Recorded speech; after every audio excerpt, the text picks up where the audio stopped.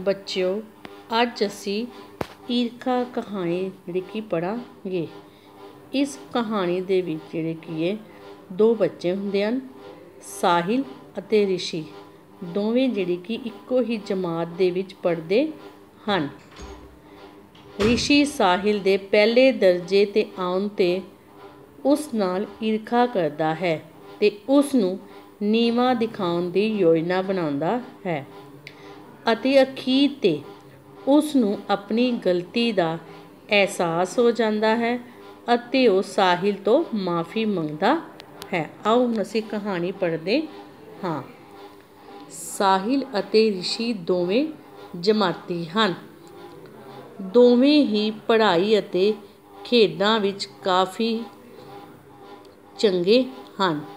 ਉਹਨਾਂ ਦੋਵਾਂ ਦੀ ਦੋਸਤੀ ਵੀ ਚੰਗੀ ਸੀ, ਕਿਉਂਕਿ ਦੋਵੇਂ ਇੱਕ ਦੂਜੇ ਨਾਲ ਪੜ੍ਹਾਈ ਨਾਲ ਸੰਬੰਧਿਤ ਵਿਚਾਰ ਵਟਾਂਦਰਾ ਮਤਲਬ ਗੱਲਬਾਤ ਕਰਦੇ ਰਹਿੰਦੇ ਸਨ। ਸਾਲਾਨਾ ਪ੍ਰੀਖਿਆ ਆਉਣ ਵਾਲੀ ਸੀ। ਸਾਲਾਨਾ ਮਤਲਬ ਵਾਰਸ਼ਿਕ।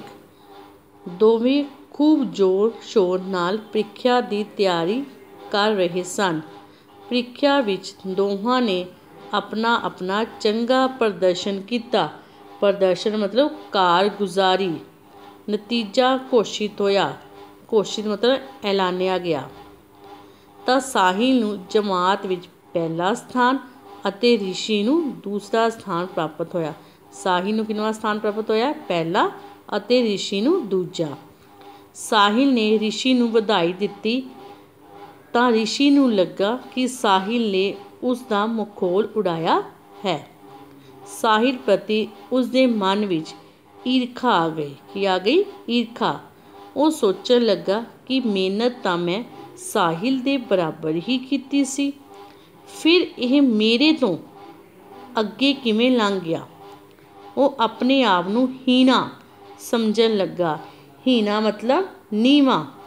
ਈਰਖਾ ਵਸ ਉਹ ਸਾਹਿਲ ਨੂੰ ਨੀਵਾਂ ਦਿਖਾਉਣ ਲਈ ਵਿਉਂਤ ਬਣਾਉਣ ਲੱਗਾ। ਵਿਉਂਤ ਮਤਲਬ ਯੋਜਨਾ। ਨਤੀਜਾ ਘੋਸ਼ਿਤ ਹੋਣ 'ਤੇ ਰਿਸ਼ੀ ਕੀ ਸੋਚਣ ਲੱਗਾ? ਰਿਸ਼ੀ ਇਹ ਸੋਚਣ ਲੱਗਾ ਕਿ ਮਿਹਨਤ ਤਾਂ ਅਸੀਂ ਦੋਨਾਂ ਨੇ ਬਰਾਬਰ ਦੀ ਕੀਤੀ ਸੀ, ਪਰ ਸਾਹਿਲ ਜਿਹੜਾ ਕਿ ਪਹਿਲੇ ਦਰਜੇ 'ਤੇ ਕਿਵੇਂ ਆ ਗਿਆ, ਜਿਸ ਕਰਕੇ ਉਹ ਇਸ ਨਾਲ ਕੀ ਕਰਨ ਲੱਗਾ? ਈਰਖਾ ਕਰਨ ਲੱਗਾ। ਇੱਕ ਹਫ਼ਤੇ ਬਾਅਦ ਅਗਲੀ ਜਮਾਤ ਦੀਆਂ ਕਲਾਸਾਂ ਸ਼ੁਰੂ ਹੋਈਆਂ। ਰਿਸ਼ੀ ਇੱਕ ਘੜੀ ਪਾ ਕੇ ਆਇਆ ਅਤੇ ਉਸਨੇ ਆਪਣੇ ਦੋਸਤਾਂ ਨੂੰ ਉਹ ਘੜੀ ਵਿਖਾਉਂਦੇ ਹੋਏ ਕਿਹਾ, ਇਹ ਘੜੀ ਮੈਨੂੰ ਮੇਰੇ ਪਿਤਾ ਜੀ ਨੇ ਇਨਾਮ ਵਜੋਂ ਦਿੱਤੀ ਹੈ। ਸਾਰੇ ਦੋਸਤਾਂ ਨੂੰ ਉਹ ਘੜੀ ਬਹੁਤ ਪਸੰਦ ਆਈ। ਸਾਹਿਲ ਨੇ ਕਿਹਾ, ਵਾਹ, ਇਹ ਤਾਂ ਬਹੁਤ ਹੀ ਚੰਗੀ ਹੈ ਅਤੇ ਕਾਫੀ ਮਹਿੰਗੀ ਲੱਗ ਰਹੀ ਹੈ। ਰਿਸ਼ੀ ਨੇ ਸ਼ੇਖੀ ਮਾਰਦਿਆਂ ਕਿਹਾ, ਇਹ ਸੱਚਮੁੱਚ ਬਹੁਤ ਮਹਿੰਗੀ ਹੈ। ਜਮਾਤ ਵਿੱਚ ਅਧਿਆਪਕ ਆ ਗਏ। ਕੌਣ ਆ ਗਏ? ਅਧਿਆਪਕ। ਉਹਨਾਂ ਨੇ ਆਪਣੀ ਪੜ੍ਹਾਈ ਸ਼ੁਰੂ ਕਰਵਾ ਦਿੱਤੀ। ਇਸ ਤਰ੍ਹਾਂ ਸਾਰੇ ਅਧਿਆਪਕ ਆਪਣੇ ਆਪਣੇ ਪੀਰੀਅਡ ਲੈਂਦੇ ਰਹੇ ਅਤੇ ਅੱਧੀ ਛੁੱਟੀ ਦਾ ਸਮਾਂ ਹੋ ਗਿਆ। ਅੱਧੀ ਛੁੱਟੀ ਵੇਲੇ ਅਚਾਨਕ ਰਿਸ਼ੀ ਨੇ ਉੱਚੀ ਉੱਚੀ ਚੀਕਣਾ ਸ਼ੁਰੂ ਕਰ ਦਿੱਤਾ, ਮੇਰੀ ਕੀਮਤੀ ਘੜੀ ਨਹੀਂ ਮਿਲ ਰਹੀ, ਪਤਾ ਨਹੀਂ ਉਹ ਕਿੱਥੇ ਡਿੱਗ ਗਈ। ਸਾਰੇ ਦੋਸਤਾਂ ਨੇ ਘੜੀ ਲੱਭਣੀ ਸ਼ੁਰੂ ਕਰ ਦਿੱਤੀ, ਪਰ ਘੜੀ ਨਾ ਮਿਲੀ। ਰਿਸ਼ੀ ਨੇ ਪਹਿਲਾਂ ਤੋਂ ਹੀ ਬਣਾਈ ਵਿਉਂਤ ਅਨੁਸਾਰ। ਵਿਉਂਤ ਮਤਲਬ ਯੋਜਨਾ। ਰਿਸ਼ੀ ਨੇ ਪਹਿਲਾਂ ਤੋਂ ਹੀ ਬਣਾਈ ਵਿਉਂਤ ਅਨੁਸਾਰ ਕਿਹਾ, ਮੈਨੂੰ ਮੇਰੇ ਪਿਤਾ ਜੀ ਬਹੁਤ ਝਿੜਕਣਗੇ। ਮੈਨੂੰ ਤਾਂ ਘੜੀ ਚਾਹੀਦੀ ਹੈ। ਮੈਂ ਸਾਰੀ ਜਮਾਤ ਦੇ ਬੱਚਿਆਂ ਦੇ ਬਸਤੇ ਵੇਖਣਾ ਚਾਹੁੰਦਾ ਹਾਂ। ਰਿਸ਼ੀ ਨੇ ਸਾਹਿਲ ਨੂੰ ਨੀਵਾਂ ਦਿਖਾਉਣ ਲਈ ਕੀ ਕੀਤਾ? ਇੱਕ ਕੀ ਬਣਾਈ ਸੀ? ਯੋਜਨਾ ਬਣਾਈ ਅਤੇ ਉਸ 'ਤੇ ਚੋਰੀ ਦਾ ਇਲਜ਼ਾਮ ਲਗਾਉਣਾ ਚਾਹਿਆ। ਨੈਕਸਟ ਹੈ, ਸਾਰੇ ਆਪਣੇ ਬਸਤੇ ਵਿਖਾਉਣ ਲਈ ਤਿਆਰ ਹੋ ਗਏ। ਅਸਲ ਵਿੱਚ ਰਿਸ਼ੀ ਨੇ ਸਾਹਿਲ ਦੇ ਬਸਤੇ ਵਿੱਚ ਪਹਿਲਾਂ ਹੀ ਚੋਰੀ ਛਿਪੇ ਘੜੀ ਪਾ ਦਿੱਤੀ ਸੀ। ਜਦੋਂ ਉਸਨੇ ਸਾਹਿਲ ਦਾ ਬਸਤਾ ਵੇਖਿਆ ਤਾਂ ਘੜੀ ਮਿਲ ਗਈ। ਰਿਸ਼ੀ ਕਹਿਣ ਲੱਗਾ, ਸਾਹਿਲ, ਮੈਨੂੰ ਤੇਰੇ ਕੋਲੋਂ ਇਹ ਉਮੀਦ ਨਹੀਂ ਸੀ, ਇਸ ਲਈ ਤੂੰ ਸਵੇਰੇ ਇਸ ਘੜੀ ਨੂੰ ਮਹਿੰਗੀ ਦੱਸ ਕੇ ਇੰਨੇ ਧਿਆਨ ਨਾਲ ਵੇਖ ਰਿਹਾ ਸੀ। ਸਾਹਿਲ ਦਾ ਤਾਂ ਸਾਹ ਹੀ ਸੁੱਕ ਗਿਆ। ਆਪਣੇ ਬਸਤੇ ਵਿੱਚ ਘੜੀ ਵੇਖ ਕੇ ਉਹ ਹੈਰਾਨ ਰਹਿ ਗਿਆ। ਉਹ ਡਰ ਨਾਲ ਰੋਣ ਲੱਗਾ ਤੇ ਕਹਿਣ ਲੱਗਾ, ਮੈਂ ਕੋਈ ਚੋਰੀ ਨਹੀਂ ਕੀਤੀ। ਸਾਰੇ ਬੱਚੇ ਸਾਹਿਲ ਨੂੰ ਚੋਰ ਚੋਰ ਕਹਿਣ ਲੱਗੇ। ਰਿਸ਼ੀ ਤਾਂ ਇਹੀ ਚਾਹੁੰਦਾ ਸੀ, ਪਰ ਰਿਸ਼ੀ ਨੂੰ ਸਾਹਿਲ ਦੇ ਬਸਤੇ ਵਿੱਚ ਘੜੀ ਰੱਖਦੇ ਹੋਏ ਹਰਜੋਤ ਨੇ ਵੇਖ ਲਿਆ। ਕਿਹਨੇ ਵੇਖਿਆ? ਹਰਜੋਤ ਨੇ ਵੇਖ ਲਿਆ। ਉਹ ਚੁੱਪ ਚੁਪੀਤੇ ਆਪਣੇ ਜਮਾਤ ਦੇ ਅਧਿਆਪਕ ਕੋਲ ਗਈ ਅਤੇ ਉਸ ਨੂੰ ਸਾਰੀ ਗੱਲ ਦੱਸ ਦਿੱਤੀ। ਕਿਹਨੂੰ ਦੱਸੀ? ਅਧਿਆਪਕ ਨੂੰ। ਅੱਧੀ ਛੁੱਟੀ ਦੀ ਸਮਾਪਤੀ ਤੋਂ ਬਾਅਦ, ਸਮਾਪਤੀ ਮਤਲਬ ਅੰਤ, ਅਧਿਆਪਕ ਜਮਾਤ ਵਿੱਚ ਆਏ। ਉਹਨਾਂ ਨੇ ਆਉਂਦੇ ਹੀ ਰਿਸ਼ੀ ਨੂੰ ਆਪਣੇ ਕੋਲ ਬੁਲਾਇਆ।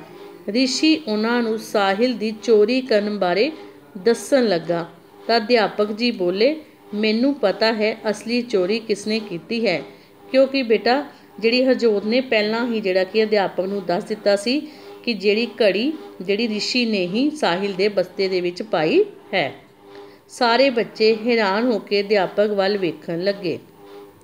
ਉਹਨਾਂ ਨੇ ਹਰਜੋਤ ਨੂੰ ਸਾਹਮਣੇ ਖੜਾ ਕਰਕੇ ਸੱਚਾਈ ਦੱਸਣ ਲਈ ਕਿਹਾ। ਹਰਜੋਤ ਨੇ ਆਪਣੀ ਅੱਖੀਂ ਵੇਖੀ ਘਟਨਾ ਸਭ ਨੂੰ ਦੱਸ ਦਿੱਤੀ। ਰਿਸ਼ੀ ਤਾਂ ਸ਼ਰਮ ਨਾਲ ਪਾਣੀ ਪਾਣੀ ਹੋ ਗਿਆ।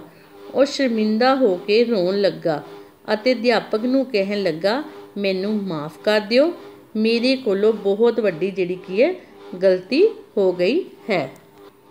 ਅਧਿਆਪਕ ਨੂੰ ਅਸਲੀ ਚੋਰ ਦਾ ਕਿਵੇਂ ਪਤਾ ਲੱਗਾ?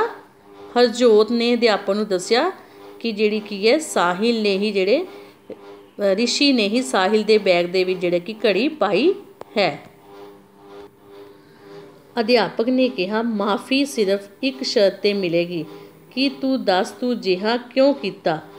ਰਿਸ਼ੀ ਨੇ ਕਿਹਾ, ਨਤੀਜਾ ਘੋਸ਼ਿਤ ਹੋਣ ਸਮੇਂ ਜਦੋਂ ਸਾਹਿਲ ਨੇ ਪਹਿਲਾ ਸਥਾਨ ਪ੍ਰਾਪਤ ਕੀਤਾ ਤਾਂ ਮੈਂ ਈਰਖਾਵਸ ਇਸ ਨੂੰ ਬਦਨਾਮ ਕਰਨ ਲਈ ਇਹ ਕੰਮ ਕੀਤਾ ਸੀ। ਅਧਿਆਪਕ ਨੇ ਉਸ ਨੂੰ ਸਮਝਾਇਆ, ਰਿਸ਼ੀ ਕਿਸੇ ਦੀ ਸਫਲਤਾ ਵੱਲ ਵੇਖ ਕੇ ਈਰਖਾ ਕਰਨ ਦੀ ਬਜਾਏ ਉਸ ਦੀ ਕੀਤੀ ਮਿਹਨਤ ਲਈ ਉਸ ਨੂੰ ਸ਼ਾਬਾਸ਼ੀ ਦੇਣੀ ਚਾਹੀਦੀ ਹੈ। ਸਫਲਤਾ ਮਤਲਬ ਜਿੱਤ, ਅਤੇ ਆਪ ਵੀ ਉਸ ਵਾਂਗ ਮਿਹਨਤ ਕਰਨ ਦੀ ਪ੍ਰੇਰਨਾ ਲੈਣੀ ਚਾਹੀਦੀ ਹੈ। ਅਧਿਆਪਕ ਨੇ ਰਿਸ਼ੀ ਨੂੰ ਕੀ ਸਮਝਾਇਆ? ਅਧਿਆਪਕ ਨੇ ਰਿਸ਼ੀ ਨੂੰ ਸਮਝਾਇਆ ਕਿ ਸਾਨੂੰ ਕਿਸੇ ਦੀ ਸਫਲਤਾ ਵੱਲ ਵੇਖ ਕੇ ਈਰਖਾ ਨਹੀਂ ਕਰਨੀ ਚਾਹੀਦੀ, ਸਗੋਂ ਉਸ ਦੀ ਸਫਲਤਾ ਭਾਵ ਕਿ ਜਿੱਤ ਤੋਂ ਪ੍ਰੇਰਨਾ ਲੈਣੀ ਚਾਹੀਦੀ ਹੈ ਅਤੇ ਆਪ ਵੀ ਮਿਹਨਤ ਕਰਨੀ ਚਾਹੀਦੀ ਹੈ। ਰਿਸ਼ੀ ਨੂੰ ਆਪਣੀ ਗਲਤੀ ਮਹਿਸੂਸ ਹੋ ਗਈ ਅਤੇ ਉਸ ਨੇ ਸਾਰਿਆਂ ਸਾਹਮਣੇ ਸਾਹਿਲ ਤੋਂ ਮਾਫ਼ੀ ਮੰਗੀ। ਸੋ ਇਸ ਪ੍ਰਕਾਰ ਬੱਚਿਓ, ਇਸ ਕਹਾਣੀ ਤੋਂ ਸਾਨੂੰ ਇਹ ਸਿੱਖਿਆ ਮਿਲਦੀ ਹੈ ਕਿ ਸਾਨੂੰ ਕਿਸੇ ਦੀ ਸਫਲਤਾ ਵੇਖ ਕੇ ਉਸ ਨਾਲ ਈਰਖਾ ਕਰਨ ਦੀ ਬਜਾਏ ਉਸ ਵਾਂਗ ਹੀ ਮਿਹਨਤ ਕਰਨ ਦੀ ਪ੍ਰੇਰਨਾ ਲੈਣੀ ਚਾਹੀਦੀ ਹੈ। ਧੰਨਵਾਦ। ਮੈਨੂੰ ਉਮੀਦ ਹੈ ਕਿ ਤੁਹਾਨੂੰ ਇਹ ਕਹਾਣੀ ਜਿਹੜੀ ਕਿ ਸਮਝ ਆ ਗਈ ਹੋਵੇਗੀ।